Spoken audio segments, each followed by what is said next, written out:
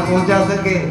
तो ये संग जीतने की, फिर जितेंद्रिय, फिर अपने 5 ज्ञानेंद्रिया, 5 कर्मेंद्रियों और उसके ऊपर मन को कंट्रोल करो, उसको बिल्कुल नियंत्रण में रख करके, और फिर उसके बाद भगवान का ध्यान करो। कैसे महाराज? बोले 7 लोग नीचे हैं, अतल वितल सुतल तलातल रसातल पाताल और महातल, और 7 लोग ऊपर, भू भुव स्वहा, नाभि मंडल से भगवान के ऊपर 7 लोग समझो, और नाभि मंडल से नीचे के 7 लोग 14 भुवनों का ध्यान करते हुए जहां तक आपकी दृष्टि जाती है वहां तक ये समझो कि परमात्मा का ही स्वरूप है। और जब कभी मन भटके तो फिर थोड़ा संकीर्तन कर लिया करो। इस प्रकार से बताते हैं कि जो भगवान का जो परम सत्य लोक है उसका ध्यान करना बताते हैं। और उसके बाद सुखदेव जी कहते हैं कि जो लोग भगवान का भजन नहीं करते हैं वो पशु के तुल्य हैं, और पशु की तो पशु ही प्रशंसा करते हैं। कौन से महाराज? बोले 4 पशु बताए। सबसे पहले कौन? स्विडवरा होष्टा खैरा संस्कृता परुषा पशु। पहला पशु बताया है स्वान। कुत्ता किसकी प्रशंसा करता है? बोले कुत्ता जो उसकी प्रशंसा करता है कि जो विषयों में ही रमा रहता है और छोटी छोटी बातों में लेकर के कला करता है, झगड़ता रहता है, तो कुत्ता बहुत प्रसन्न होता है उससे, आदमी से, और कहता है कि सकल सूरत भले ही तेरी मेरी थोड़ा सा अलग है, लेकिन तेरा और मेरा खानदानी स्वभाव एक ही है। तो जो अनावश्यक किसी से झगड़ता रहता है, कुत्ता बहुत प्रसन्न होता है उससे। दूसरा पशु बताया है बिडवरा।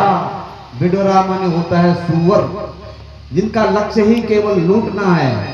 क्या उचित है, क्या अनुचित है, क्या अच्छा है, क्या खाना चाहिए, क्या नहीं खाना चाहिए, कहां जाना चाहिए, कहां नहीं जाना चाहिए, जिनके अंदर ये विचार ही नहीं है, वो सुअर है, वो बिडवरा है। बिडवरा उसको बहुत प्रसन्न होता है, खुश होता है कि तेरी मेरी थोड़ा सकल अलग है, लेकिन स्वभाव, गुण, स्वभाव, गोत्र एक ही है। और तीसरा बताया है ऊंट। थोड़ा पद क्या मिल गया, प्रतिष्ठा क्या मिल गई, थोड़ा धन दौलत क्या आ गई कि वो ऊंट की तरह नीचे ही नहीं देख रहा, गर्दन चली हुई। ऊंट उसकी बहुत प्रशंसा करता है।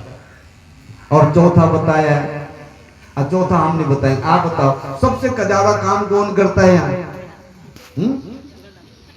गधा? हाँ, आपने सुना है, बोलो राधे राधे। तो जो दिन भर काम काम काम काम और भगवान का नाम नहीं लेते हैं, गधा उनसे बहुत प्रसन्न होता है। बोले है मैंने भी जो है ना इसके लिए बहुत काम किया, लेकिन बुढ़ापे में मेरे को भगा दिया। देखो गधे को जब बूढ़ा हो जाता गधा तो उसको आजकल तो गौ माता को लोग सड़क पे उतार रहे हैं, जैसे दूध देना बंद करे। अरे भैया जितना वो दूध देता है और जितनी दूध की कीमत है उससे ज्यादा तो उसके गौमूत्र की है। अगर गौमूत्र भी मिल जाए तो मैं कहता हूं कि अगर आपको समय मिला तो मैं पंचगव्य पे भी बोलूंगा, अगर समय रहा। पर ऐसे ही अगर मौसम की प्रतिकूलता रही तो फिर तो कहना बड़ा मुश्किल है। तो गधा उसकी बहुत प्रशंसा करता है। इस प्रकार से जो लोग चाहते हैं कि भगवान की भक्ति करनी है, भगवत कृपा पानी है, तो उन लोगों को भक्ति कर लेना चाहिए, भक्ति में लग जाना चाहिए। उसके बाद आगे बताया गया कि अत्रहा सर्गो विसर्गस्यः स्थान पूखण मूतया मनमंत्रहा ईशानु कथा निरोधो मुक्तरा आश्रया। कौन इस भागवत की कथा का अधिकारी है, कौन इसके कहने का अधिकारी है, कौन सुनने का अधिकारी है, इस प्रकार से निरूपण किया। सर्ग विसर्ग का लक्षण का निरूपण किया। और उसके बाद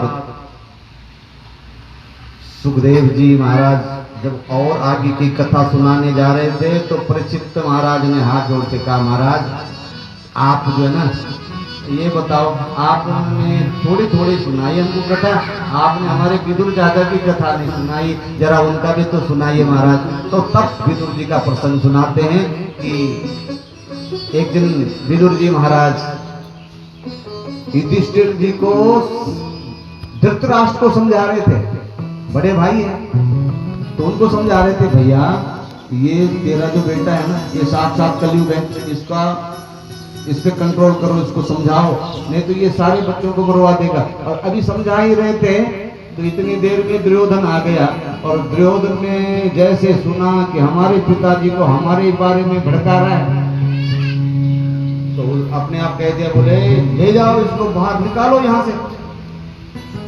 तो कुछ देर तो विदुर जी महाराज रुके, भाई बड़े भाई का बेटा है तो भाई को बोलना चाहिए, क्या बोल रहा है, तुम्हारे छोटे पिताजी हैं, भी है, ऐसा नहीं बोलना चाहिए।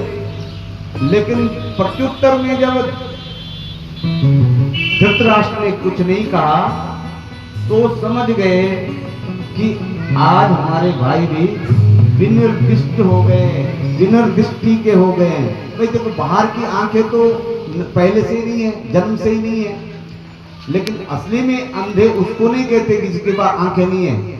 अंधा वास्तव में वो है जिसकी अंदर की दो आंखें फूट गई है। अंदर की दो आंखें कौन? बोले ज्ञान और वैराग्य की आंखें, जिसका विवेक खत्म हो गया कि मुझे क्या करना चाहिए क्या नहीं करना चाहिए। वास्तव में अंधा वो है, वो विनिर्दिष्ट है। और आज विदुर जी महाराज समझ गए कि मेरे भाई विनिर्दिष्ट हो गए, अंदर की ज्ञान की आंखें भी फूट गई है इनकी। अपने आप ही बोले तू क्या हटवाएगा मेरे को, क्या निकलवाएगा, मैं स्वयं ही इस राजपाट का त्याग करके चला जाता हूँ। और अपना धनुष बाण वहीं राजभवन के दरवाजे पे रख करके सीधे घर आए और तीर्थाटन के लिए विदुर जी महाराज निकल गए थे। भगवान ने जब अंतिम दिन विदाई ली संसार से, तो जब भगवान ने अंतिम विदाई ली तो उस वक्त वहां पर मैत्रेय मुनि और उद्धव जी थे।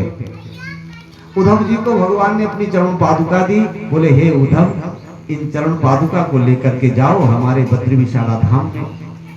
6 महीने मेरा प्यारा नारद और तुम हम सब साथ रहेंगे, और 6 महीने संसार के लोग हमारी पूजा में आते रहेंगे जाते रहेंगे। और वहां का नियम है वो। लेकिन जब नियमों के उल्लंघन होते हैं संसार के प्राणियों के द्वारा, तो तीर्थों में फिर आपदाएं भी आती हैं जिसको कोई समझ नहीं पाता है। और उद्धव जी तो ले गए भगवान के चरण पादुका को, और मैत्रेय जी को भगवान ने कहा, हे मैत्रेय,